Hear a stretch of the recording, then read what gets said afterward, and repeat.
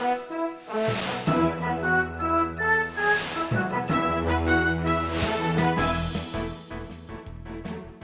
back to the discussion for the day, and the conversation for the day has to do with, so we're looking at two issues. One has to do with the polls or the survey by the Global InfoAnalytics, 16 regions. They have visited 16 regions of this country, speaking to Ghanaians on many issues, a variety of issues. But 3 of them appears to have become very topical. The one which has to do with whom Ghanaians would want to give their mandate to in 2024, or if elections were held today. And the former President John Dramani Mahama, if indeed he is going to stand on the ticket of the NDC, so he's going to contest the 2024 elections, the polls actually reveal that Ghanaians say they will vote for him. Now remember that this comes on the back of an Eiu Report, the Economics Intelligence Unit report, which also talks about same. But talks also goes ahead to talk about the fact that the NDC's chances will be further bolstered or revitalized if they considered changing a candidate. We'll look into that as well. Now, local and civil servants have embarked on strike. Indeed, they went on strike on Thursday, which is 21st of April. The reason is simple, that the government agreed with them in January to pay them what is called Neutrality Allowance.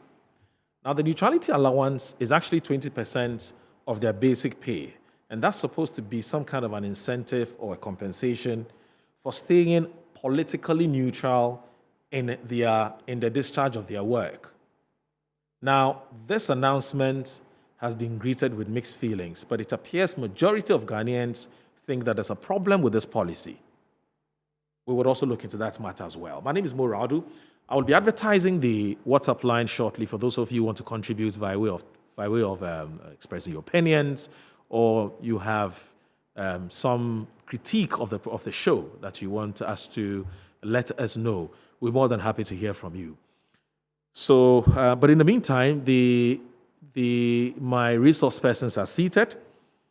I do have this morning Mr. Musa Dankwa. He is the Executive Director of Global InfoAnalytics.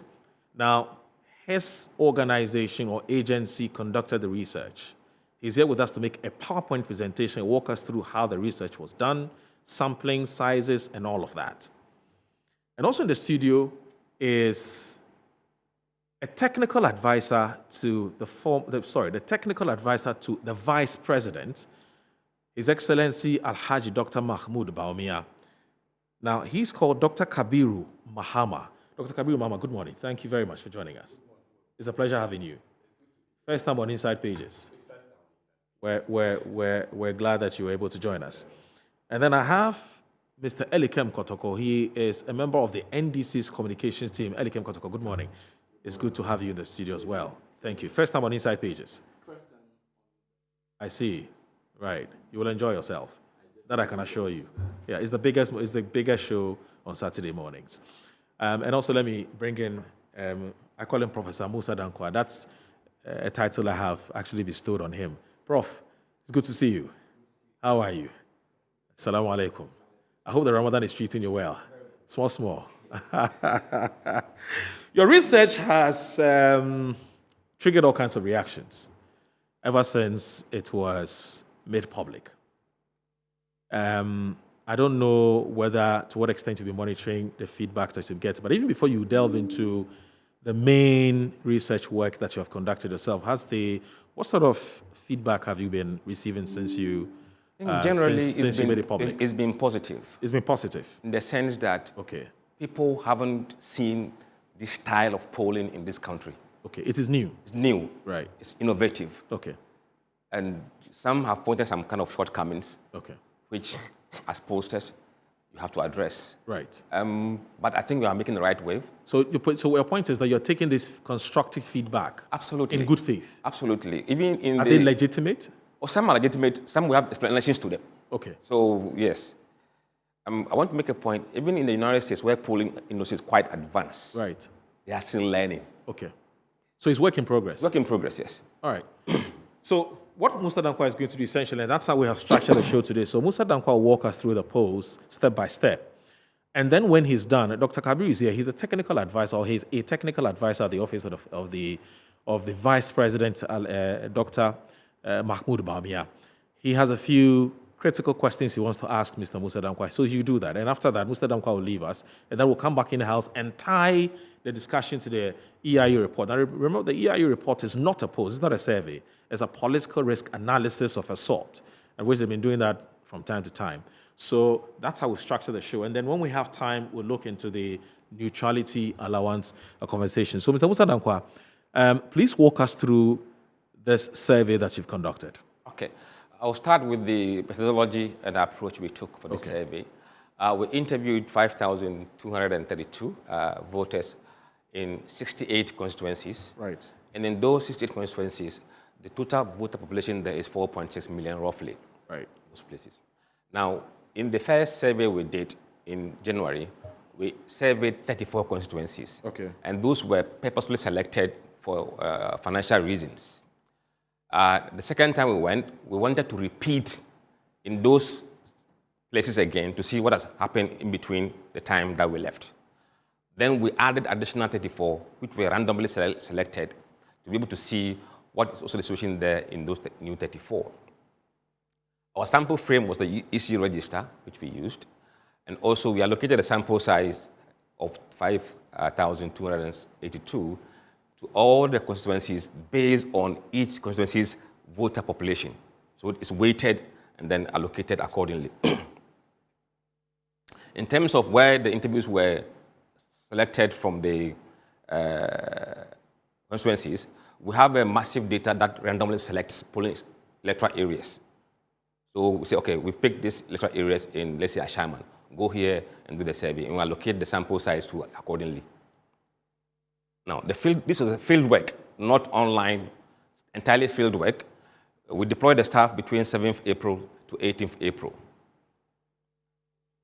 And they were using our system, which is online and offline. In some cases where we have internet issues, we switch them off to offline, and they upload when the survey is completed.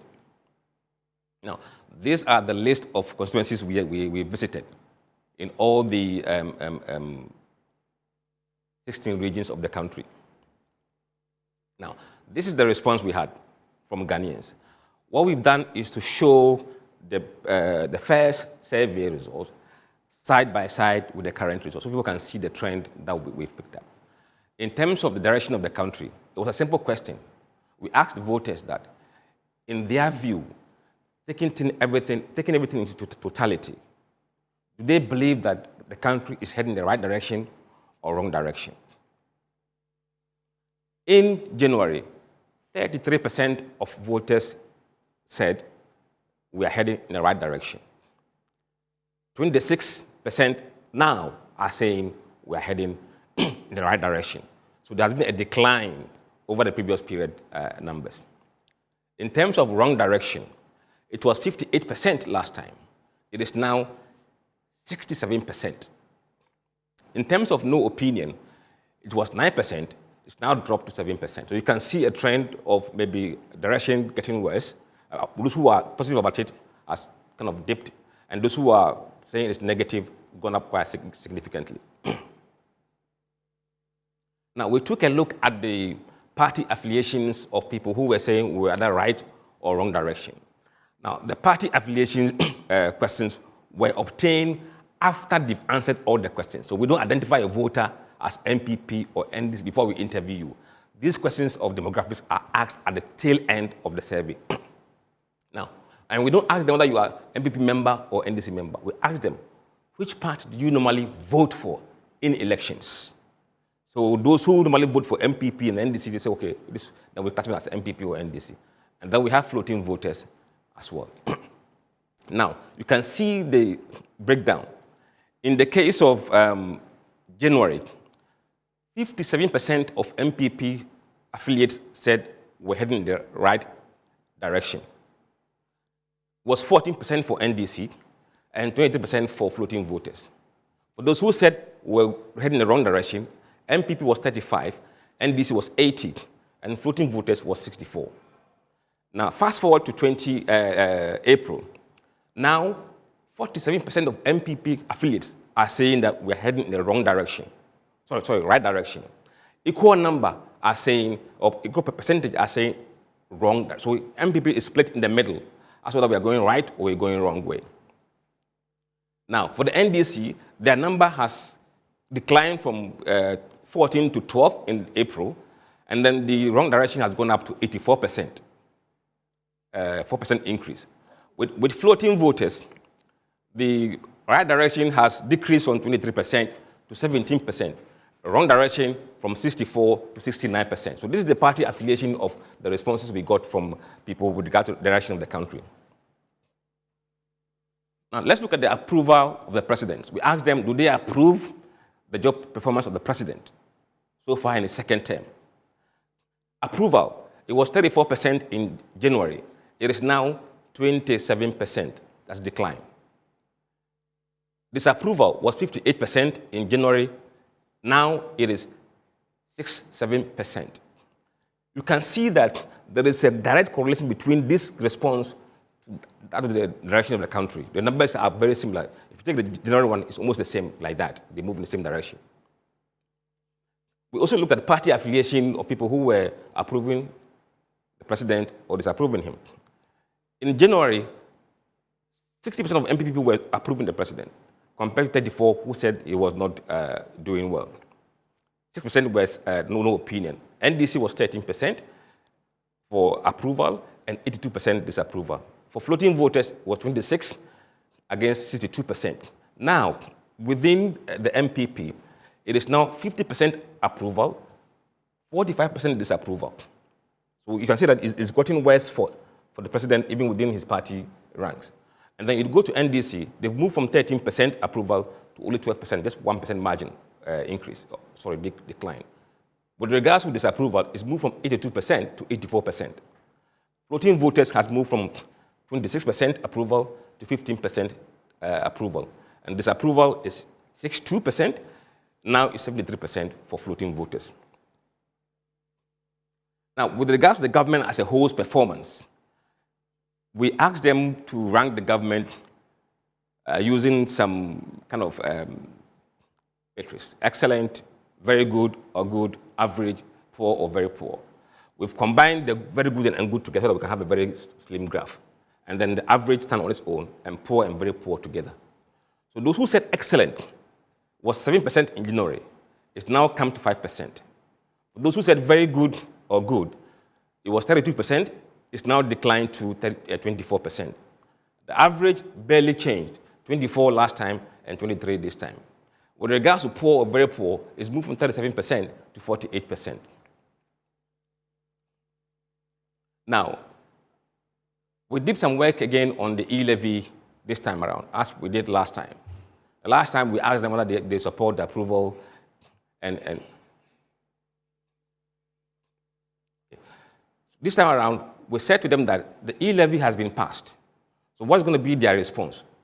How would you respond to the approval of e-levy? What would you do as individuals? Now, 9% said it will have no effect on how they use Momo. So they will continue to use it as nothing has happened. 18% said they will find an alternative way to avoid paying the tax. 40% said, yes, they will use the Momo, but it's only when they have no other option. So a chunk portion of voters that we interviewed there saying that this is how they will behave with regards to the e-levy. 26% of them are saying that they will withdraw their funds from their Momo account. And then 7% of them didn't have Momo account at all. So you can see that the effect on government revenue depends on the behavior of these three blocks. So with this data, I think the government can remodel. Or if you want to go and do further study, and see what the effect of this will be on the projections that they've made in the budget. Because you may have expectations, but then the reality may not be what would probably happen. Now, we also asked questions about standard of living, as we did last time. These are questions that we will repeat every time we go. We want to track those numbers.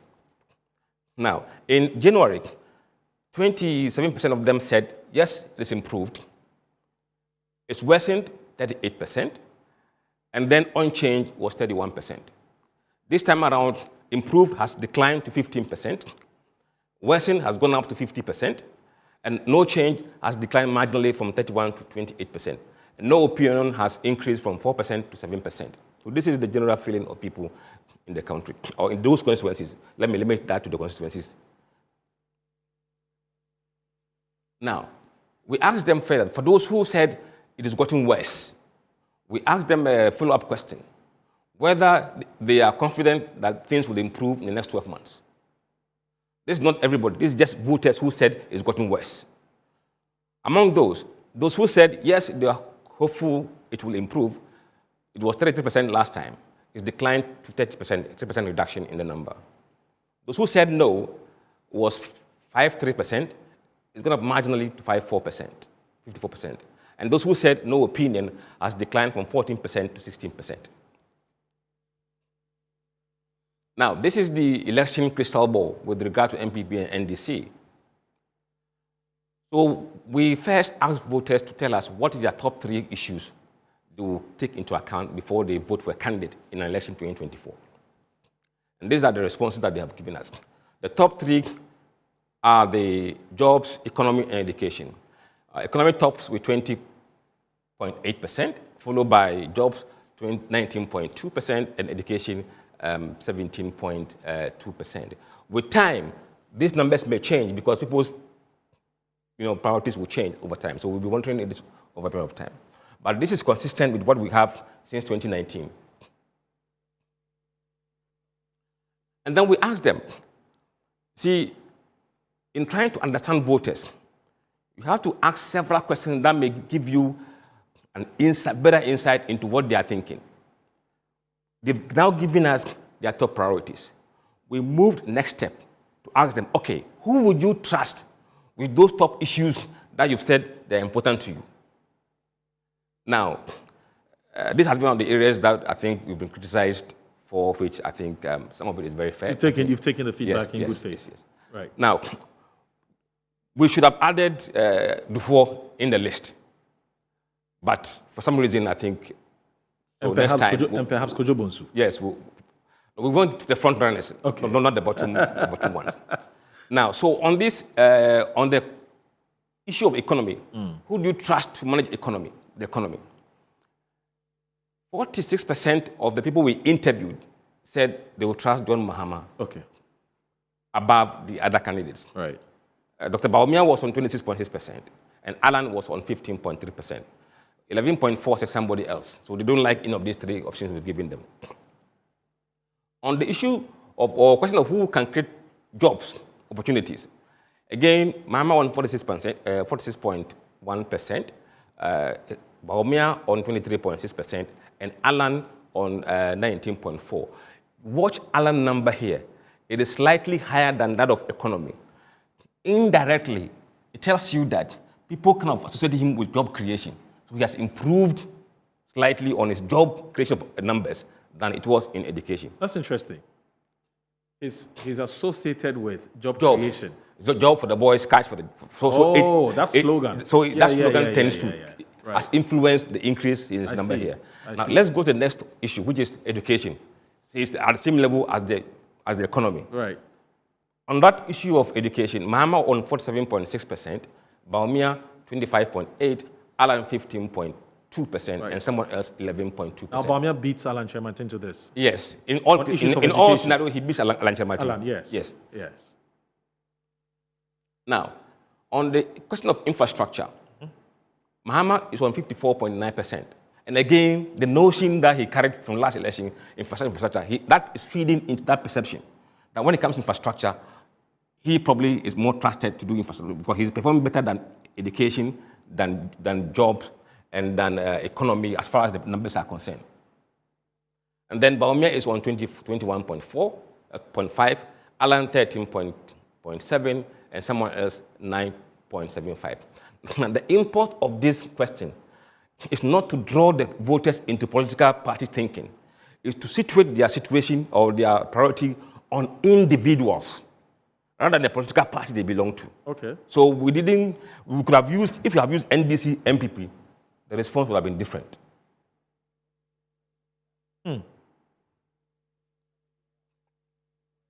Now, we also went to the voters and asked them their choices for the MPP primaries. We did not pretend and assume that this is what the delegates would do.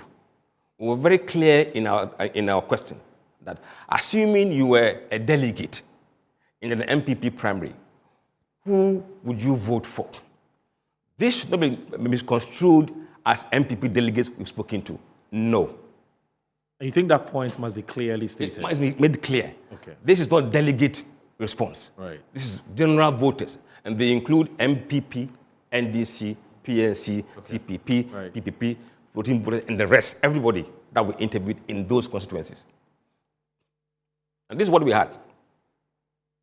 This time around, His Excellency Bawumia is on 33.2%, Alan 35.5%, Dr. Akuto Afriye 2.9%, the rest are there, and then Kennedy Japan is the next, is also 2.9%, someone else 5.6%, and I will not vote 17.5%. This block of people normally are NDC supporters who think this is not their business. Okay. So they will not vote in that. They are taking themselves out of that being Not delegate. necessarily apathetic No, MPP supporters. no, These no. are NDC It could be NDC, it could be MPP, it could be everybody. or floating voter. Everybody is in that block. Right. That's fine. Yes. Sorry. Now, we want you to look at the comparison between the January data and the current data in the MPP race. We'll focus on the top two. In January, His Excellency was in 39.7%. Now it's gone to 33.2%, down 6.5%. Alan moved from 28% to 35.5%, an increase of 7.3%. Now look here, someone else was 25% at the time. It's now declined, to 5.6%, a whopping 19% decrease. Wow. So That's interesting. People are now firming their mind that someone else has gone down because they feel that everybody that needs to be in the race is probably there. Okay. But last time we went, there was no Kennedy Japan in the race. Right. There was no Kobina Japan in the race. Now we put them there. So those someone else, I don't think at the moment we have it in MPP anymore because everybody that needs to contest is there.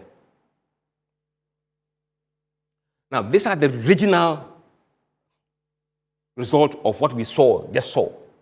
How did Alan get his 35.5? How did Mahmoud get 33.3%? Regional breakdown. Regional breakdown. Greater Accra, Alan, Bawumia 26.7, Alan 33.4. Ashanti region, Bawumia 33%, Alan 36%. Eastern region, 8% Bawumia, 26% Alan. And look at others, 25%. In Eastern region, Boache Jaku and Co were doing far better than anywhere else. So In the Eastern region? In the Eastern Yeah, region. but Boache Jaku comes from the Eastern region. Yes, So, yes. and it's from the Krobo areas. Yes. From the Krobo areas. Krobo Yeah. areas. Yeah. So we have seen a change in that number. So a lot of people, rather than voting for the top two, have gone to the bottom tier. Okay. And then look at, I would not vote, 30%. This is still a mixture of MPP and NDC. Everybody is there. Now, Western region, 32% is Excellency, Alan, 23%. So he's lost Western region. I think, okay. Western North, Yes. 32% against 36%. Volta, 31%, 38%. OT, 22 to Bawumia and 40 to Alan. Bono, 30 to Bawumia and 50 to Alan. Bono is 30 Bawumia, 5 to Alan. Ahafu, 44 Bawumia, 5-3 Alan. Northern region, 67.9 Bawumia and 25 for Alan. Northeast, 75% for Bawumia and 4% for Alan. So it's a complete wipeout in the Northeast. Right. The vice president comes from the Northeast. Yes. Right. Now, Upper West, 46% for Bawumia and 42% for Alan. So it's not that big gap in that region. And Upper East, 49 against 15%. So he's also kind of decimated him in Upper West. Savannah, 34 for Baumia and 36 for Alan. In Central Region, 23 for Baumia and 41 for Alan. And let's look at the party affiliation of the Alan Baumia race. Okay. In January, 61% of MPP supporters were backing Baumia. Now, it is 46% within MPP. So if you can even ignore the NDC and MPP voting voters, focus on the MPP members to see the mindset of the MPP affiliate voters. Now, that number has dropped by 15% for Baumia. Wow. In the case of Alan, he was on 27% last time. Now, he's gone to what? 36%, plus 9%. Now, when it comes to NDC, 23% of NDC guys were voting for Baumia in January. That number has gone up this time around to 27%. NDC supporters. Yes, so he has actually more NDC supporters now than he did before, plus 4%. In the case of Alan, it was 30% last time. It's now 38%. It's gone up by 8%. Let's see floating voters. Baumia was on 22% before. Now on 26%, plus 4%. Alan has in fact declined in the voting, in the eyes of the floating voters, from 34% to 32%, minus 2%. Now, there is a new block called other voters. These are voters who are saying that they are not NDC, they are not MPP, they are not PNC, they are not PPP, they are not all those parties we know, but they are other parties. They have even outnumbered the floating voters as we speak in the current data that we have. And these are not floating voters? They're not floating voters. We know who they are. They are mostly MDC and MPP, in fact, mostly MPP, and to some extent NDC so basically supporters. disenchanted Yes. party Yes. supporters. Yes, because we can trace them to their regions, trace them to their ethnic groupings. So that who say that will narrow, yes. Who say they don't care anymore about their political parties. Yes, so you can see that from the data. Wow. So this is a summary of that breakdown. Now, it is very important we see this number critically. This is the ethnic breakdown of the votes between Alan and Baumia based on ethnic lines. In January, 45% of Akans were voting for Baumia to lead MPP. Now, it has gone down 32%. It's down 12.8% within the Akan group. That's the major voting bloc in this country. In the case of Alan, it was 26.9 before January. It's now gone to 40.5%, plus 13%. So he's gaining grounds in the Akan areas now. The Guans, Baumia, almost flat. Alan is plus 13%.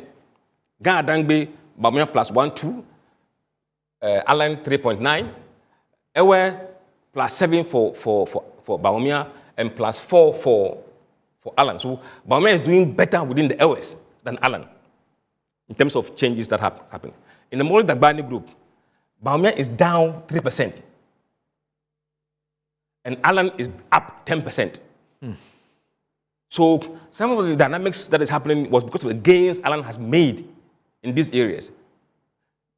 Because we didn't expect Excellency to drop in this number, again, internal race, but he has dropped and Alan has gained 10%. So this is the ethnic breakdown of how the people voted within the MP primaries. And it shows you where the Baumia lost the numbers. So if you look at the headline number, it doesn't say anything, but when you dig deep, you see where it's coming from. Now let's look at the NDC primaries. We put initially, in the first race, it was just His Excellency John Mahama and Kwabena Dufo. This time around, we added Kojo Bonsu to the race because we understand he's also in the race. Now, His Excellency Mahama was on 53% last time. He's jumped up 4% to 57%. Dufo was on 15%, he's declined to 12%. Kojo Bonsu is now on 4%. Someone else has declined from 14 to 9%. I will not vote, hasn't changed. Now, what is happening in Ashanti region is that, or in areas we went, the Akan vote that should have gone to Dufo It's now part of it has gone to Kojo Bonsu. Oh, interesting. Interesting. Mostly in Ashanti region, yes. I see. Ashanti region, Eastern region. So where Dufour should have done better, Kojo Bonsu has chipped away his numbers. I see. Now, we also went head to head between Dr. Bawumia and John Mahama, His Excellency. Now, these are the numbers. 38% were rooting for Dr. Bawumia in January. Now it is 30%. For John Mahama, it was 43% last time. It's jumped 10 percentage point to 53%. Someone else barely changed 9% and 8%. And I will not vote 10% down to 9%. These are among general voters? Among general voters. Okay. Now let's look at the Bawumia-Mahama race by party affiliation. So this is the general election scenario in those 68 constituencies. Okay. That's what they told us. Right. In January, 76% of MPP supporters were voting for Dr. Mahmoud Bawumia. This is column. And 8% of NDC people were voting for Bawumia. And 24% of floating voters were voting for Bawumia. And the other parties was 13% for Bawumia. Now, Bawumia's support within the MPP has declined by 16 points from January to this time around, 60%. So he has lost some numbers here. But his number from NDC has gone up by 2%. And this tallies with the increase we saw elsewhere. In terms of floating voters, it's gone down from 24 to 17%. Other voters, it's gone up from 13% to 20%. Now let's look at John Mahama. John Mahama had 9% of MPP supporters voting for him last time. This time around, it is 24%. It is very significant in the sense that the cross-party, the cross-carpeting from NDC to MPP is marginal compared to from MPP to NDC. And this is very significant. This is where you lose your base to somebody's column. Now, in the case of NDC people, it was 85% in January. It's gone up barely by 1% to 80% now. So it's kind of stable within his party. It's not flip-flopping. It's kind of stable. In terms of floating voters, Mahama was 36% before. It's now 49%. It's gone up among floating voters. And then among the other voters, he was 33% now. It's gone up 42%, so 12% increase in his numbers. Now, let's look at it from the religious bloc again. I've said that ethnicity will play a key role if it's Bawumia and Mahama. And Mahama. Yes. Bawumia on the ticket of MPP with a base that is mostly Akan. Right. Yes. You're talking about the majority of MPP supporters being from the Akan area, right? Yes. Let's look at it. In January, Bawumia against Mahama, Bawumia got 50% of Akan votes. Now it dropped 41%, a decline of 9% against Mahama. Mahama was on 31% in January, now 36%, plus 5%. So he's gained in the Akan group. Now, the ones, I want to focus on this number, the top line. That's where that major part of the group are here. Now, we'll look at Alan race against Mahama, and you see the stark difference. In the case of Alan, last time he was on 38%. This time around, he's declined by 1% to 37%. Sorry. Oh, sorry. And John Mahama was on 42%. Now he's on 50%, plus 8% increase. Someone else has declined from 9% to 5%. I will not vote decline from 11% to 8%. This is the party breakdown for Alan and Mahama race. Look at it now. MPP supporters, 77% now. Sorry, in January. In January? No, in January. Yes. We're voting for Alan. 13% of NDC guys were voting for him. 33% for floating voters, and 13% for other parties. Now, even Allen has declined from 77 to 67% among the MPP stock. Then, in the case of NDC, he's gone up by 1%. With regard to floating voters, he has lost about 6 points, Allen. And then other voters, it was 13%, is now on 26%, almost double his number in that area. John Mahama was 8% among MPP supporters in January, 81% among NDC, 30% floating voters, and 30% other voters. Now, 20% of MPP people are still voting for John Mahama against Allen. This figure was 24% under Mahmoud Bawumia. So Allen has forced Mahama to lose 4% of MPP blocks who were voting for him in the previous scenario. NDC is now 83% backing John Mahama. Floating voters has increased from 30 to 42%, and then the other parties, 30% to 43%. Now, in the case of Allen, his account numbers has not shifted. But Mahama has added +4 to his number.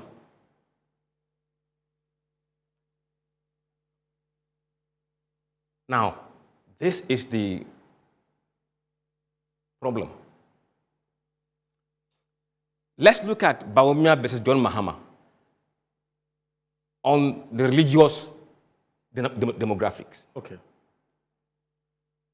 Dr. Bawumia is a Muslim running against Christian John Mahama. What is the scenario like? Muslims. In January, we had 39% of Christians voting for Dr. Mahmoud Bawumia. 39% in January? Yes, 39% in January. And Muslims, 33%. Okay. Fast forward. For John Mahama? No, this is still on Bawumia. Oh, still on Bawumia, okay. On Bawumia. So you mean in January, 39% of Christians and 33% of Muslims were voting for him. Okay. Now, Christians have dropped from 39% to 33%, minus 6% there among Christians. Okay. And among Muslims, he's dropped from 33% to 28%. 5 percentage point. Let's look at John. John in January. In January was 43% among Christians. Now on 49% Christians, an increase of 6%. Okay. Muslims, he was 50% in January, is now on 61% among Muslims. Okay. Let's look at Allen. I put this side by side so we can see what I'm talking about here. Now let's look at Allen. Christians is now 42% in January, which is higher than Bawumia in January. Yes. And Muslims, 30% in January. Now, Christians, 41%. Bawumia was 33%. Right. So he is gaining the Christian vote against Mahama. Why? Because they find him, this is a normal race, because both are Christians. Now, among Muslims, Allen was on 30% last time. This time around, 31%. He's gone up by 1%. He is still performing higher than Bawumia, a Muslim. Interesting. So that's where the problem of vice president sometimes comes from. Look at John Mahama. 40% January among Christians against Allen. Now he's on 44% among Christians. And the Muslims, January 5-3 and now 6-0. So this put the issue of religion, depending on which candidate is running for MPP, into stark evidence-based. So this is where the numbers are kind of changing the outcome we saw earlier in terms of the overall numbers. Okay. Now, likely voters.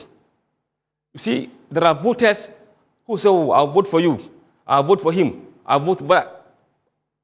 The question is, how committed are they to coming out on election day to vote? We have analyzed this result in regions. And it tells you why the MPP must watch out. And this is affecting even Bawumia and Alan races. Greater Accra region, very likely or likely to vote, 70%. Ashanti region, very likely or likely, 46%. Yes. Unlikely and very unlikely, Ashanti, 30%. Not sure, 23%. Let's look at East region. Likely and very likely, 54%, better than Ashanti region. But unlikely, 25%. Not sure, 21%. Now, there's a consistent pattern. In the stronghold of MPP, this is much higher. Look at OT's exception. OT, even though this is high, 62%, the unlikely 28%. Look at Bono, 40% unlikely to vote. Bono East, 23%. Northern region, 37%. Look at likely to vote. Northern region, 43% say they are very likely or likely to vote. The highest number is from Upper West region, 97%. You have Northeast, good one for Bawumia, 75%. Upper East, 69%, and Savannah, 92%. So this shows you where there are issues. Now let's look at it. This data is very important for all the candidates. Very likely to vote, neutral, unlikely, very unlikely. Those who are saying they are very likely to vote, 31.5% of them are voting for Mahmoud Bawumia. And 61% are voting for John Mahama. So if there's an election today and these people come out to vote, Bawumia will lose big time because of this gap.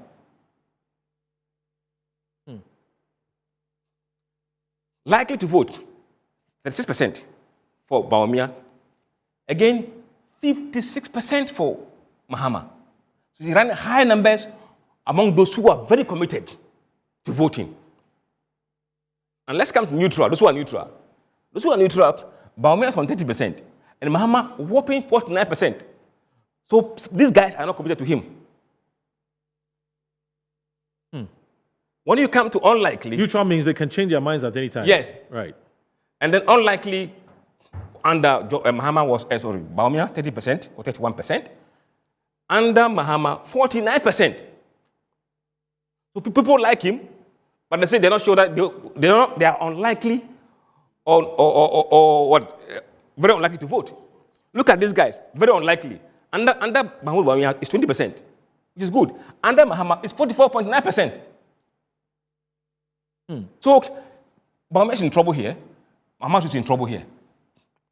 So it's for every campaign team to figure out how to move people from these columns to their column. So how to move these passive voters? Yes. A number of things. You go out and look for what were their top priority issues. Okay. Right? So, yes. And then who do they trust to manage issues? Right. That will give you a clue. Which you walked us through earlier. Yes. That will give you a clue. That is why we were asking those questions. It wasn't for nothing. It was so that you guys can see where the problem is and who are the problems and where they are. Because we have them in regions and constituencies. We can see, this constituency is the one that has the highest number. This region, so we can break down this number into regions, into constituencies. So you can see where the trouble is. Now let's look at this one. Alan against Muhammad race, the same likely voters. Now 34% for very likely to vote for Alan. 31% here. So Alan is doing better among this group. Likely to vote 48% for Alan, 36% for Bawumia. Let's look at Mahama. 60% here, there 61%. So he has lost among these groups against Alan. So he's losing vote against Alan. And then likely amongst committed voters. Among committed voters. And then 46% for those who said they are likely now against Bawumia, it was 5-6. So Alan is chipping him.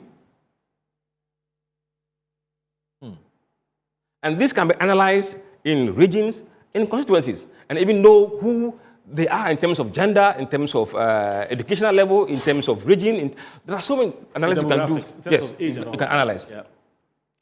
Then let's look at the Eiu report. That's the last one, last slide. Yes, because I have to get the Quickly. feedback. Now, we heard what Eiu said. Yes. Fortunately, we had done that work in January, but people didn't look at it.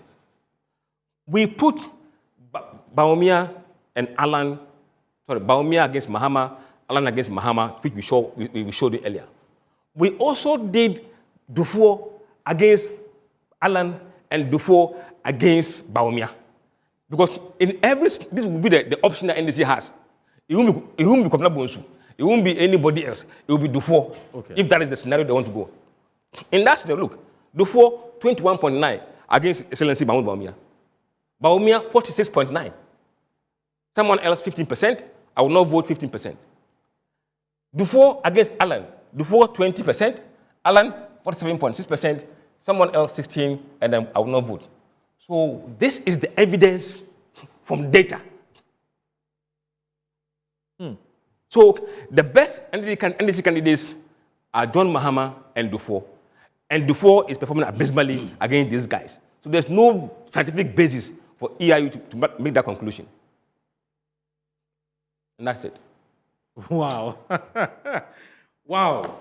Musa Dankwa is the Executive Director of InfoAnalytics, Global InfoAnalytics. He's done with his presentation on a recent survey they conducted. Now, Dr. Kabiru Mahama is a technical advisor with the Office of the Vice President, His Excellency Haji Dr. Mahmoud Bamia. He tells me that he has a few questions he wants to ask based on the scientific polls that have been conducted. So, Doc, I don't know whether I will have to take a break. My production team, do we have to take a break and then come back and start our conversation? Okay, so we're taking a break. When we come back from the break, you can send us a WhatsApp message to 05000256221, 05000256221. This is Inside Pages on Metro Television. My name is Moore, and this is where it's going to get interesting because the responses you don't want to miss. I'll be right back.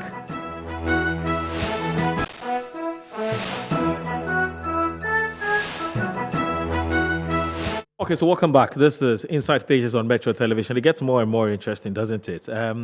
We have the Executive Director of Global InfoAnalytics who's walked us through some very, very fascinating and very interesting and revealing scientific polls that has been conducted somewhere in April this month. And, well, we sat here for almost an hour. I hope that you enjoyed it too, because I enjoyed it. I think this time around it was a bit more detailed than what has been shared within the public space. Now, as I also did indicate, it comes at a time when the Eiu Report also came out with its own, its own findings. I won't say findings. It came out with its own analysis of what they believe would be the trend come 2024 in terms of who is likely to win the elections. So we'll put all this together. Dr. Kabir is from the Office of the Vice President. He has many, many questions that he wants to ask about the survey. And then Elikem Kotoko will also tell us what he makes about the survey. Elikem Kotoko is a member of the NDC's communications team. But before you go ahead, Elikem, there's a fan, a very good friend of yours who says I should say hi to you. She's called Ewenam. Oh. Yes, she lives in Tema. Oh. Yeah, she says hi. Thank you so much, Ewenam. I hope you are doing good. What I don't know is whether she says sister. No, I don't. Yeah, no. The name sounds familiar, though, Okay. but yes. Yeah. She says she knows you very well. Don't forget that I have been a student leader all through my life, so I cut across. Yeah, we hear you say. Anyway, and don't mistake also right. our names, that our names are... No, it's a lady, Oh, okay. Yeah, it's all a right. lady. Ewenam, good morning to you. Dr. Kabiru, you watched very attentively and you with rapt attention, very keenly.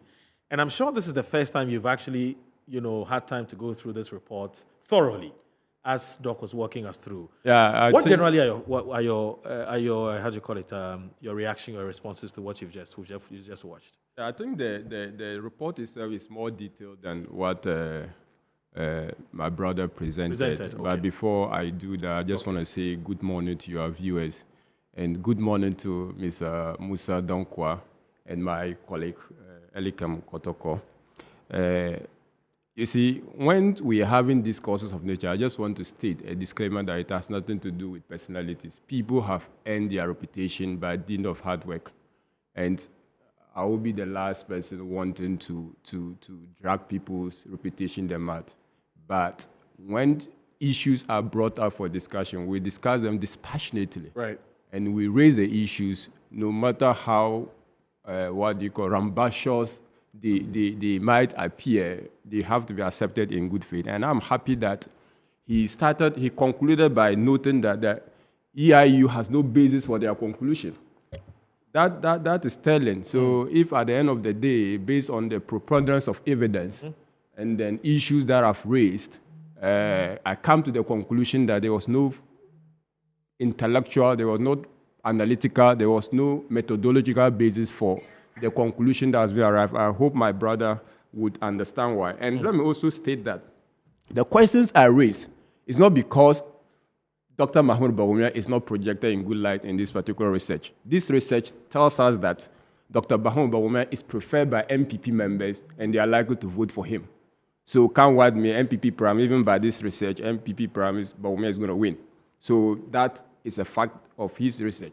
Again, I want to state that... Is that to confirm that the vice president... Is that to confirm that the vice president is interested, actually? I mean, officially? I'm not the person to declare the official position of the vice president. In case the vice president... Yeah, in case the vice president, because the research is assuming that the vice president will contest. So that assumption is what I'm proceeding based on. Also, the vice president from the whole research is trusted in terms of the management of the economy, in terms of education, in terms of infrastructure, in terms of jobs, than his potential competitor. No, but I think in the area of education, Alan appears. No. Across. In all. Oh, I thought. So compared to compared to his competitor, he's far ahead. And then when you juxtapose that with what the voters will look out for in voting, jobs, economy, education, there is a direct correlation. So these criticisms I'm raising has nothing to do with the internal context of the MPP. Right. And I want to state that. And it is just the fidelity to the profession. And when Ghanaian public is served with that, with this kind of information, it is our collective responsibility to interrogate that. And that is the spirit upon which I came out strongly and then vehemently, for that matter, against the research, because the foundation, it was based on foundation of straws. And I'll start with the first question. Okay. His first slide talk about the methodology. And the reason why he sent us through that particular methodology is to let the listeners, the viewers, appreciate that this data was not conjured from the sky like the golden stool. That was the essence of that particular presentation. And he proceeded to state quite significantly that the confidence interval of 99% was used. And let me explain a bit for the listeners to appreciate it. When we talk of confidence interval, basically you are looking at the certainty or uncertainty of your results being closer to the true population. Okay. That's what confidence interval talks about.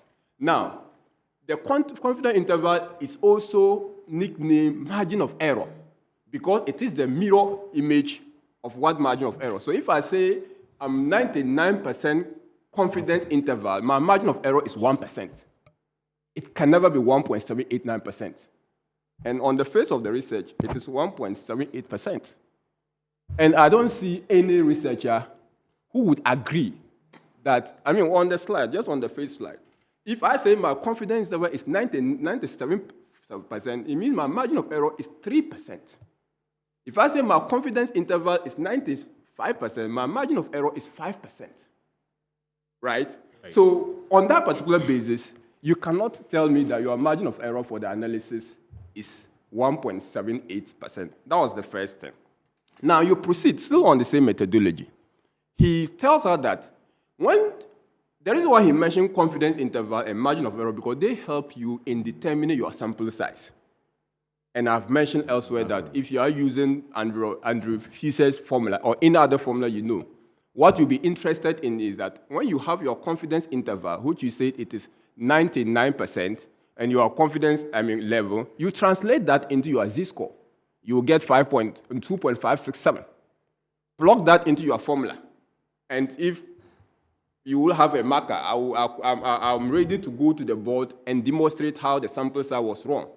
In the USA, people argue that, in fact, statistically, a sample size of 250 respondents is large sample size.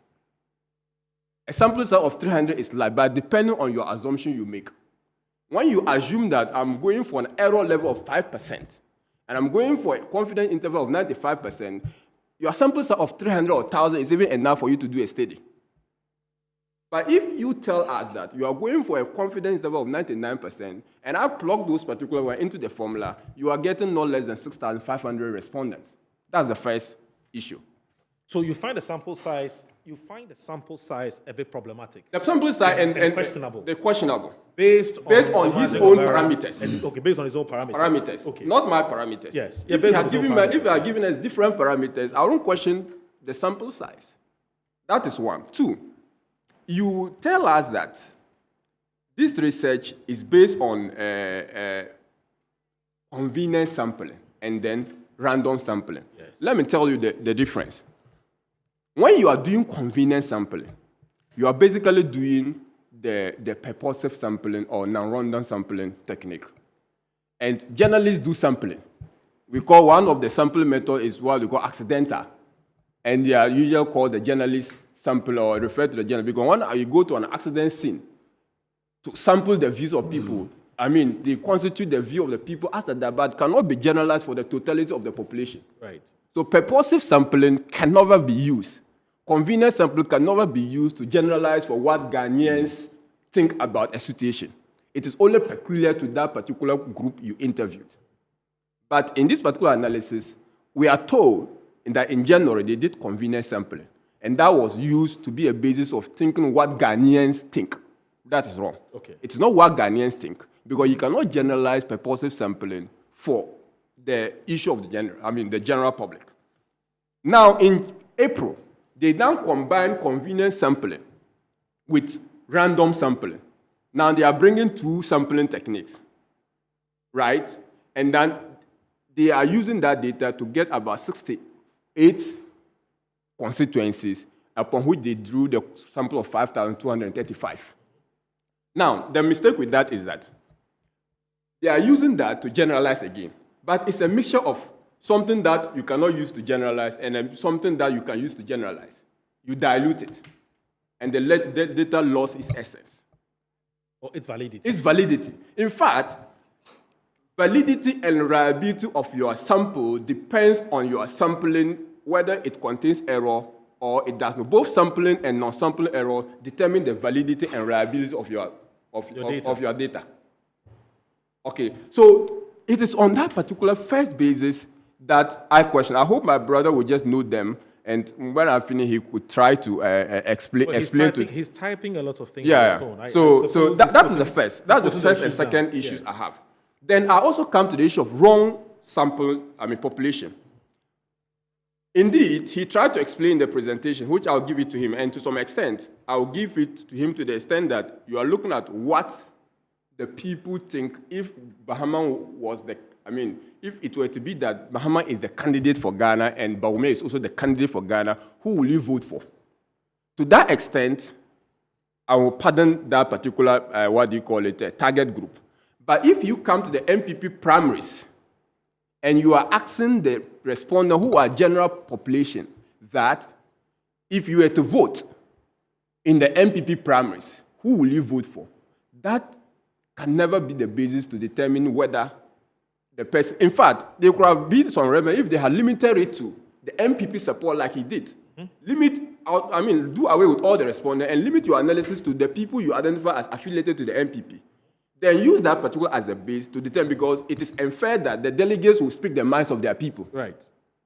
That inference is something that is valid. So if he had limited the analysis to the MPP affiliated members in that sample, I wouldn't have problem with that particular analysis. In fact, holding constant the other issues I was sampling this I've read. So that is also one. I mean, that fourth one I raised is that when you, there is what you feed the research is what it is bet with. From the word go, if you give a wrong premises, the conclusion is going to be wrong. And I mean, I'll come to where I will not belabor the points he has admitted. I mean, in which is quite okay, and that is quite a harness of his presentation that today. Because when they were raised initially, some people were thinking that they were not genuine, but in the course of his presentation, he admitted to some of them that, I mean, some of them are genuine. And that is something that we need. The resultant effect is that he did not choose the NDC people in the sample that, I mean, purposefully. The entire number of NDC people who are in the sample was not done deliberately. I want to stress that, and that is not the perception I'm creating to the people that what happened was that he went to do a random sampling plus convenient sample. At the end of the day, in the analysis, he realized that there were more NDC people in the sample than MPP. That is quite outside his control. No, how did you come by this? How did you come by this? No, his data, his presentation, one of the slides showed that about 37% of the respondents were NDC and 35% were MPP. Yeah, I mean, it's even 1% is significant because, look, we have 5 in this particular room, or 4 in this particular room. Once one person go out, our base change. So when we are calculating percentages, it's going to be different because our denominator significant change. So when you come to numbers, even 0.1 makes a lot of sense. So that is one of the problems that I also raise with this particular, because you interview respondents, you knew very well that they were predominantly NDC people. No, we didn't know. No, I said you found out data. I even said that. It I said it wasn't deliberate. No, okay. I even said that it wasn't deliberate. At the end You of the day, understand? when At the end of the day, you found out that this data he ended up with more NDC voters. there are more NDC people in my respondents. So what I will do as How a does that researcher, affect? what I will do as a researcher is that I will find a way of controlling for that higher number. There are various ways of doing it. There are very statistical formulas for doing that. Okay. All right? And how you control for it is that you would, for instance, you could run a simple regression. And the simple regression will introduce this particular political affiliation of these particular parties into the model. Yes. Once you run it without introduction of these different shades of the people, you will get the right result that is closer to the true population mean. He didn't do that. They are using descriptive statistics based on the percentages and then the differences in percentages to analyze. That is problematic. And that is why, I mean, many academics, you have also admitted, many academics find it difficult going by that survey. Again, before I even continue, I want to acknowledge that surveys are not new. Surveys in general are not new. Political survey of this nature hasn't dominated our political discourse.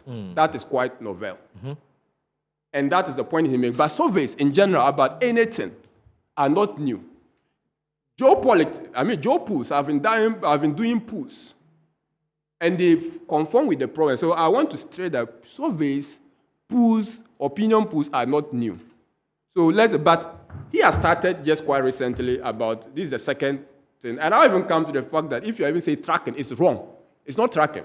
Because you use a different sample in January, they are not the same people you are interviewing in April. Right? So the basis is even different.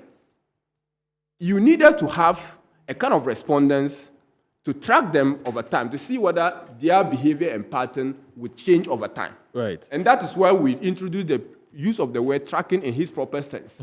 But that is not what has been done. He did some survey in January, and he even introduced different people in April, added to compare it with. In fact, he's comparing 68 constituencies against 34 constituencies. That's basically what he's doing. You're saying there's no basis for comparison. That if you don't even control it, there's problem, because January was 34 constituencies. And in April, you are doing 68 constituencies. And that is why he's comparing the 34 in January against 68 in April. No, I mean, doesn't that only matter to some extent?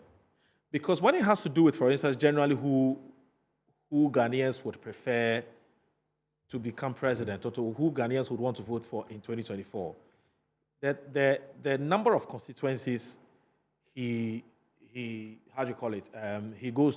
He does his polling at, for as long as it covers at least for as long as it covers constituencies where we can tell that, look, there are NDC people, the MPP people here, it still makes sense, whether or not the sample size is big or small. I'm not talking about even the sample size in terms of because you're saying that in January, let me he explain polled why. 34 constituencies, and now he's polled 68 constituencies. Yeah. And so because of that... Let me tell you why. You are comparing the responses of 1,000 people. As against... You surveyed in January. Right. As against 5,000 you sample in April. Yes. Like for the purposes of analysis, 2,000. Yes. Because let me use the number of constituencies by proportion. You see, basically the bases are different. You are comparing the views of 2,000 people and their percentage with the view of 1,000 people and their percentage. Across time is problematic. That is one of the things. Now, I accept that. We even accept. One of the criticisms I came strongly at my senior brother was that even where we accept that this data is valid, that's why the sampling and then all those particular, even if we accept that, and we even gloss over the fact that he used convenience sample, and once convenience sample is there, you can never generalize. Right. It's a tried knowledge in research that once convenience sampling is involved, run away from generalization for the total population. And what he probably needed to come out upfront to even guide the media is to tell them that, you know what, I'm doing opinion polls. This cannot be a generalization for the total population of Ghana or for the voter population of Ghana. I haven't said that. No, I'm saying what you probably needed to come out and tell this thing was to guide the media. Because the media narrative was that if election were to be held today, so is leading, Alan is leading. This is the media that you don't have control over that. I'm not accusing you for that, but I'm saying that we have the responsibility because of the integrity we are having and the profession at stake to direct the discourse. So that is one other problem. Even where I accept that the data is correct and that there was no problem with the data, I'll come to one important issue. There is also the problem of I've already mentioned you needed to control for these particular variables I've mentioned of a representation of a particular group, the dynamics, idiosyncrasies of the voters and all that. You needed to control for them. That wasn't done in the research. Again, in his presentation. And I'll be happy if you can do this for the last time. You can do this as I'll get the last because I want to bring last in 2-3 points. Last two, last 3 points. Okay. The fact is Please be snappy. The fact is that you did a poll in January, and you are doing another one in April. This is not quarter versus a month. Stated clearly as such, because in the research you say in the first quarter against January. That's not what we did. What basically was done was that a poll was done in January, another one was done in April.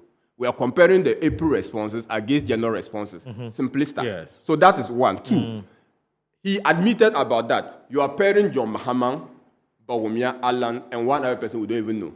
And you are asking a voter of 5,000 people to select who they will vote for. In 2024. In 2024.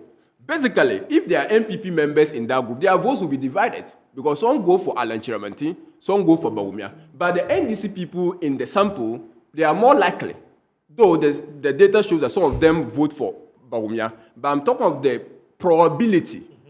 The likelihood of them voting for John Mahama is quite high. That gives John Mahama an absolute advantage. But why? But you see, how about instances where he does Dr. Mahmoud Bawumia with John Mahama specifically? I'm coming to that. And that's Alan. I think with John Mahama specifically. I'm coming to that. Yes. He, in the presentation, he admitted. Yes. That was one of the things he admitted that. No, what we did was it's not about who would you vote for. Who do you trust? That is a different question from who would you vote for. Whatever it is, whatever you trust, whatever the question is going to pose, the MPP members will be divided on who they trust because their political affiliation, I will respond to their that. political affiliation even determine their trust. Okay. For instance, if you ask Kotoko here, between John Mahama and Bawumia, who do you trust? The answer is obvious. If you ask me, between Bawumia, That's what you think. No, between Bawumia and then John Mahama, who will you trust? The answer is palpable clear. Okay, so that is the point I knew. So that comparison was wrong. And some people tried to provide explanation. John Mahama was very clear, so he just needed to match Bawumia and those because of the gap John Mahama have. But when he came to the people that were contesting against John Mahama to select from, there were only 3 or 4. When he came to the MPP category, there were about 9 people, plus other people, 10. So basically, they would also divide their choices, and their percentages are going to be... Because those are the ones that at least we... Yes, but we also know. Jose Alabi, we know of what do you call it, Sef Tegbe, we know of Dufour, we know of what do you call the Accra Mayor. We can mention people who have actually... Sly Tete or what the national... Sylvester Mensah. Sylvester Mensah. Yes. All these people are people they have not confirmed. In fact, Jogate name is there, Alan Chiramante name is there, what the Apraku name is there, yes. Bawumia name is there, Akoto Afriye name is there. All these people, most of them have not even come out to even indicate. But because it is in the media, it is in the rumor that's not mill. That's not entirely true. Because that's not entirely true. I said most of them. I wouldn't want us to split hairs on that. At least most of the names that he's listed as potential NPP candidates. Of course, that's what most of the names who have hinted that they would. I agree with you. I said some of them have hinted, but I'm just saying that some of the people I've also mentioned have hinted, but their names were not in the NDC category. Have you heard Professor Alabi hint that you'd want to contest? Of course. Never. Of course. In his social media post, in his product, it's quite clear. Okay. But, I'm not going to that particular dynamics of a political party. That's not what I'm hearing. Also, there is very incoherent results. Finally, I want to go to Elikem. Okay. Incoherent results. Okay. For instance, he mentioned that the people would trust Bawumia. Okay. And that the people would trust in terms of jobs, education, infrastructure, economy. And that the people are likely to consider jobs, education, economy in their vote than Alan. But when it comes to their choice of who they will vote for Alan than Bawumia. That's very inconsistent. And I think that it worth pointing out. Lastly, I want to just again tell my brother, these are comments that if you ask any, I cannot, I cannot pretend to be a neutral when it comes to political discourse. I'm not. But people you trust to exhibit neutrality, people you trust they can clear in their mind, speak to this, call any one of them here and subject these questions to them. All right. And the results you will get is that's Dr. Kabiru. That's Dr. Kabiru Mahama of the Office of the Vice President, giving us his response or his reaction or his take on his verdict on the presentation that's been made by the Executive Director of Global InfoAnalytics, basically, poo-pooing the work done by the group. Elikem Kotoko is here as a member of the government communications. Now, Doc, yes, Mr. Musa Dankwado, I'll come back to you so that you can respond to some of the things that she said. But Elikem, what's your general thoughts about the survey? Thank you, Moro. Good morning. First and foremost, let me say good morning to one Edwin Nyako who says he just arrived from Amsterdam and your program is the first he's watching. Oh, thank you. Then wish yes. Happy thank you. birthday to one Dinah Brown and Chris Cotier. Okay. I must first and foremost commend Dr. Musa Dankwa for... Not a doctor, just Musa Dankwa. Mr. Musa Dankwa for their stellar work. In the eye of the average Ghanaian, what Dr. Dankwa and his team have done is nothing new. It is what already Ghanaians know out there and are preparing to actually execute when that final day comes.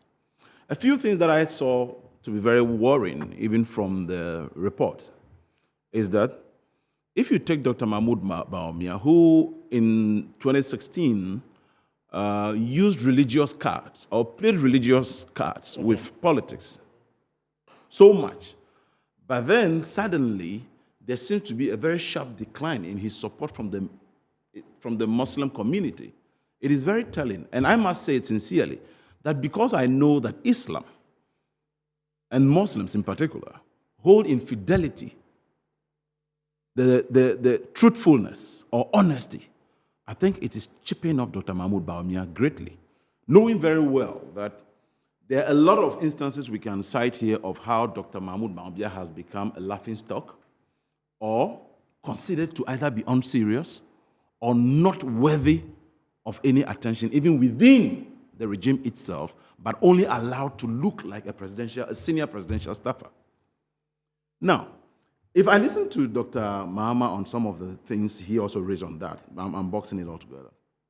I mean, with this margin of error and the confidence interval of 2%, should we waive off that 2% and still see any significant difference where it will actually allow Dr. Mahmoud a great change to actually outwit Alan greatly or earn much more than the candidate Mahama, if that be the case? I don't see that. You may have some technical challenges, which is fine, which if you even want to take a sample size of the very technical or expertise who understand what you are saying compared to the majority of the people who feel that this is convincing to them, you will still be in the very, very minutest of minorities. And that is one established fact. And you see, I am not sure that the work compared used only John Mahama. Dr. Dufour was also mentioned.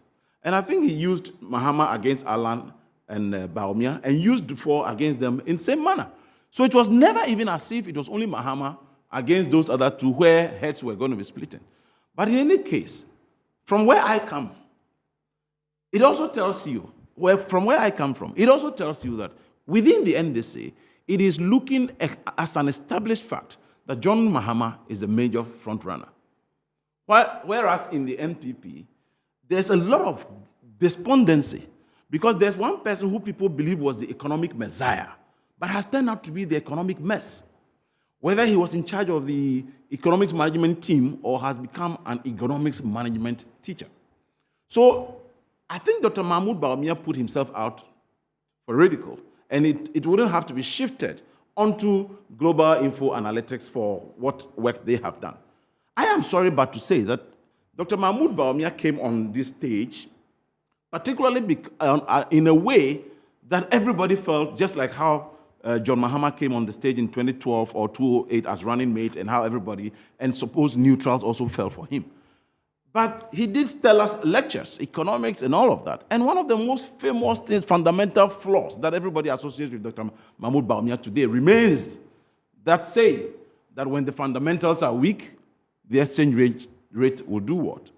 And it is one reason why today I find it even confusing that suddenly these apostles will now even be running away from their shadows to want to blame COVID-19, to want to blame Russia or the invasion of Ukraine. Mind you, in 2014, Russia started the war even in Ukraine.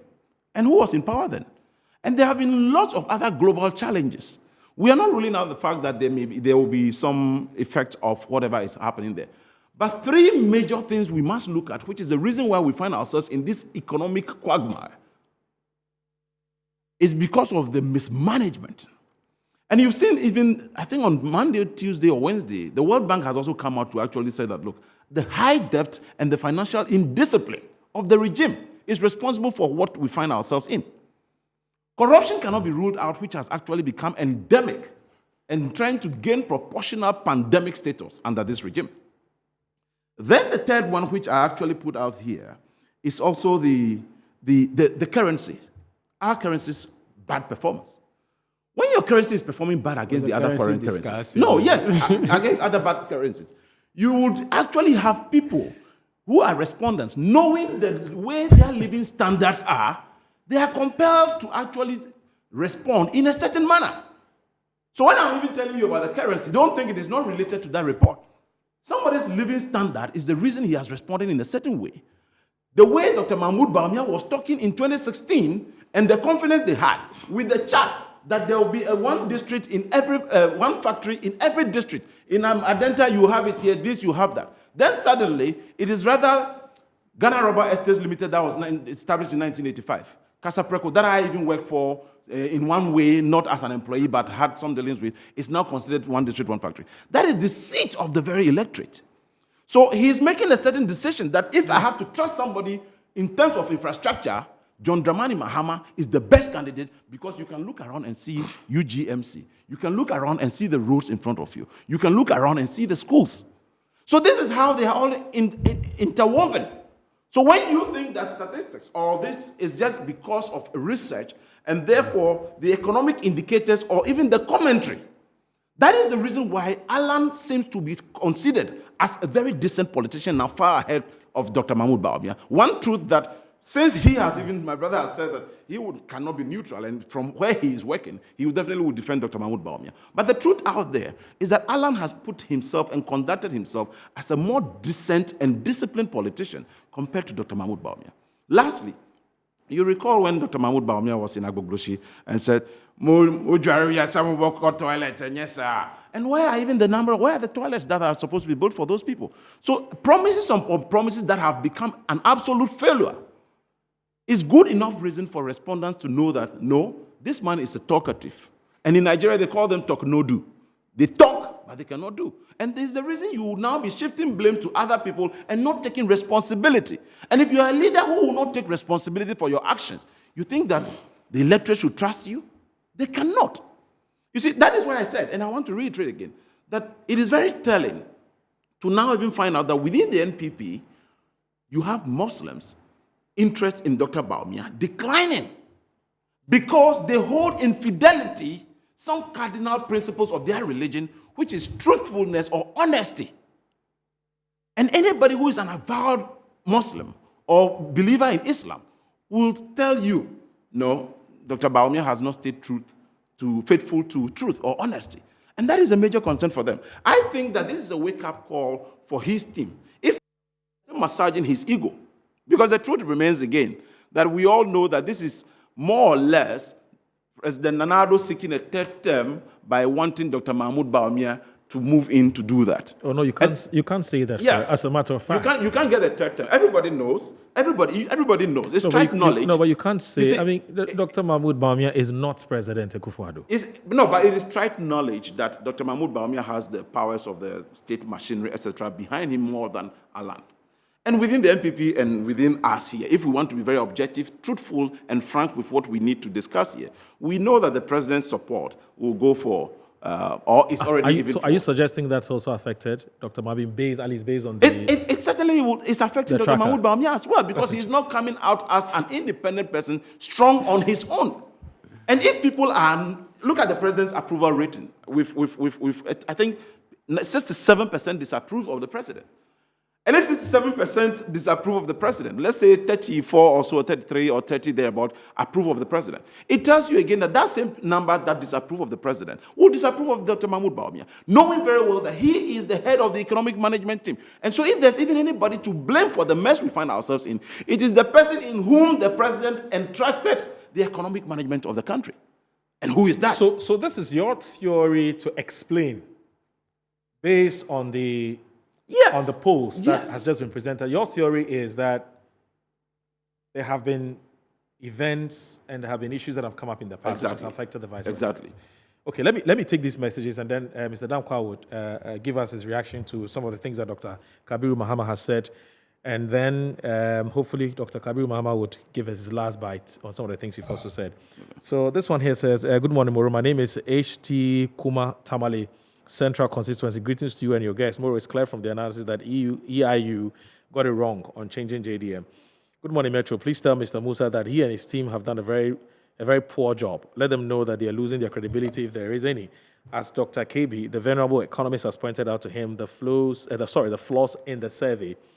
That's from Nyas Idrisu Bawumia from Northeast region. And this one here says that, good morning, Moro. The report by Global InfoAnalytics vindicates the position of most Ghanaians in considering the hardship and economic quagmire Ghanaians have been plunged into in the current dispensation. The breaking the eight mantra is one which could be described as a donkey passing through the eye of a needle. David Edu, Tema West constituency. Nanekwa Boateng, Ablekuma Central, says that, he says, E-levy is good, that's AKA. He said, good morning, Mr. Moro. Team Bawumia or DMB remains focused and would not fall for any kind of skewed survey to distort us. MPP polling station executives will choose visionary, competent, and hardworking Dr. Bawumia to lead the NPP to victory. As for John Mahama, Ghanaians will retire him come 2024. And this one, seriously, Dr. KB is marvelous. The whole of the research is questionable, and Dr. KB is making justice to it. DMB is the obvious choice of our great party, NPP. That's by Cassius Man in Suta, Bima. Good morning, Moro, and your panelists. The Eiu prediction is clear indication that John Mahama is winning come 2024. They have nothing to offer for Ghanaians rather than bringing suffering and hardship. The economic messiah, Dr. Mahmoud Bamia, said Momo should not be taxed. Why again? I think politics has now bribed our politicians so that they can't even speak their minds. Good luck to John Mahama. That's coming from Albert in Bechim. So I'm told we have 15 minutes. So, Doc, if you can do this and your responses in just 5 minutes so that the rest can Hey, 5 minutes, that would be unfair. That would be unfair. Yes. Okay, so if you can do it in 10 minutes so that Okay. they will so I can split the 2 minutes to them. Let me Because there's a lot to quickly- respond to. Doc, No, first, please go ahead. First and foremost, Yes. I think in January, we are a very small company. This was stretched. Yes. When we went to poll in January, it was just to manage our budget. So, yes, it wasn't necessarily done on random basis. And we said that we had a time. Right. This time around, when we went, we could have done the entire 68 randomly. But we said to ourselves, okay, let's add additional 34 and repeat the 34 again. Our system of polling that we use can segregate the result into two. So you can see what is the situation in the old places and the new places, which we are making the system. So, it was done deliberately. And that I understand your concern in terms of generalization. And we haven't said that this is what Ghanaians are saying. If the media is saying that, that's not what we have said. We have said this is what people in these constituencies are saying. Now, in terms of a sample size, you see, we have a system. We didn't use a manual system. It's a polling system that we have. We made two variables live at the same time, right? We have the option of holding just confidence interval constant, and allow the system to give us the margin of error and the sample size. Or you flex the two, because we are not very close to election where we want to have accuracy in terms of, it depends on where you are in the election cycle. If you are close to election, you want to have a very small margin of error with a bigger kind of sample analysis. So we control that. And I will share with Doctor the method we use and the calculation and the step that got at the sample size. So it's not like something that we conjure from the sky. We're using a system that is well-developed polling system. Now, certainly polling, even currently elsewhere, they're still learning some stuff from it. There are things you have to learn and correct at the same time. He made mention of control. Yes, you can control. But control only works when you are trying to do analysis of the demographics. The general population resource doesn't change. The views of the women and women put together is the same. But if you want to bring it to women or age group, then you need to make sure that the sample reflects the structure of the entire population. Now, our system does that. But you need to have a data to say that in this country, women weigh 0.5 and men maybe 0.4. And the system could take the responses and then weigh them accordingly. We can't do that. It's not that we don't have the means to do that. Right. When it comes to age group, we don't decide who we interview. So the age group may not necessarily reflect the age group on EC register. So if we have the opportunity to see EC, to give us the structure of the age group on the register, then we can use that as a basis to weight the results if we want to do age analysis. But it doesn't affect the overall number. Yeah. And what you do is that even if you want to do that, you can increase the margin of error. Because I don't have this data. If I want to do cross-analysis, then I must maybe double my margin of error so that I will be able to say comfortably that, even though I didn't have this right in the system, I was able to double my margin of error. So my interpretation takes into account additional errors. Right. Now, just 1 second. In terms of sample size, I think that was noted down now. Yeah. We don't need to interview 16,000 people, know the views, because we're just interviewing people in certain areas. If we were doing, I want to generalize it, the approach would have been slightly different. Now, he made mention of who do you trust? We put Mahama against 2 other MPP candidates. Yeah. See, as polling organization, which into polling into politics or elections, we understand that when you use parties, the results you get is different when we use individuals. Because an individual can attract more people from other parties. right? That's true. So we are using individuals. So they should just put aside their party colors and think as individuals. Who would you put your trust in as far as A, B, C is concerned? They will tell you. That is why we on infrastructure, Mahama got 54%. Right. But it doesn't mean that when they are voting, they vote for him. Right. But it tells you that some majority of people would like to trust him. Right. Certain things. Right. In terms of Alan and Baumian numbers, let's assume that you want to do it on the party lines. Right. And you add the votes of Alan and Baumian together. Okay. They're still below what GM got. So I don't want to belabor on that. There are other points that he mentioned. That comparing convenience sampling. We've indicated. Look, You've dealt with that. Okay. Yes, yes. that's the first thing you dealt with. So yes, we will not sit here and say that we are perfect. Okay. Even in American polling system, they What make you're saying is mistakes. that nobody should dare to poo-poo this report No. by virtue of the methodology. reservations they have about you the put aside methodology. methodology and say that we went to interview 5,000 people. What is their view in those places? That's the crudest means. So that's what it comes down to. Yes. Exactly. It's not about the semantics of the methodology because we spoke to real people in 60 constituencies. We didn't know who they were. Okay. We didn't know their religion. Right. We didn't know their faith group. Right. We didn't know whether they were MPP or NDC. Okay. At the end, and we were just reporting what we heard. Okay, that's fine. I think your responses suffice. Now, original Muta in Belgrade city, Serbia, all the way, that's Eastern Europe, isn't it? Yeah. He says, good afternoon, host. I admire the way and manner you are moderating the program, and big thanks to Dr. KB Mahama as he objectively explains to the Ghanaian public. Please kindly approve his request to use the marker board so that the debate could come to an end since other items are making headlines in Ghana. Please say hi to Dr. KB Mahama. Thank you. Now, Kojo Papa Dodowa Town says, Dr. Mahmoud Bamia, the Venerable VIP, has assisted the President to offer sound governance with the implementation of pro-poor policies targeted at ameliorating the plight of the ordinary Ghanaian, even amid the global economic crisis. We saw JDM's performance as the Vice President and President, respectively, witnessing unprecedented power crisis and economic mismanagement, leading us to IMF with its associated economic hardship. We're witnessing the works of Dr. Bamia as Vice President, and I have no shred of doubt in my mind that the delegates of the MPP will crown Dr. Bamia to lead the MPP to break the 8-year political cycle. That's from Kojo Papa Dodowa Town. And this one, somebody says you're good. He says you're a solid communicator. Aziz Donla from WA says, even John Mahama is on a wheelchair. We shall present him for 2024 elections regardless. EIU and MPP should get this right because the suffering across the country is unbearable and unbelievable. Aziz from WA. Good morning, Metro. Nice presentation by Dr. KB Mahama. He has exhibited clarity and finally exposed the errors in this WAC research. M Square from Ejura. Good morning, my brother. It's final. JDM all the way for 2024 general elections and on the NDC's ticket and straight to Flagstaff House in 2025, 7 January. On that very important note, away with the group of lies in Ghana's politics and I mean MPP. And this one says, hi, Global is informing us. He said what? He said your institution has done well. And that's Papa Bisu. This is fake and shambolic survey of the NDC most, Kobe from Accra.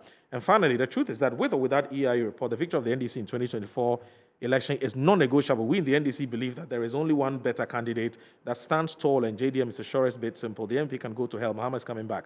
Come to think of it, how can a tired and tested candidate be sacrificed for an entirely new face? It lacks logic and reasoning. Indeed, Dr. Bamia is suffering from credibility crisis, especially regards to Comrade Ali Kem. That's original Sly. The message, I'm getting tons of them. I mean, at the last count, about 50 or so, especially from the north and the Ashanti regions. But anyway, Doc, I don't know how we're going to do this because we have 5 minutes.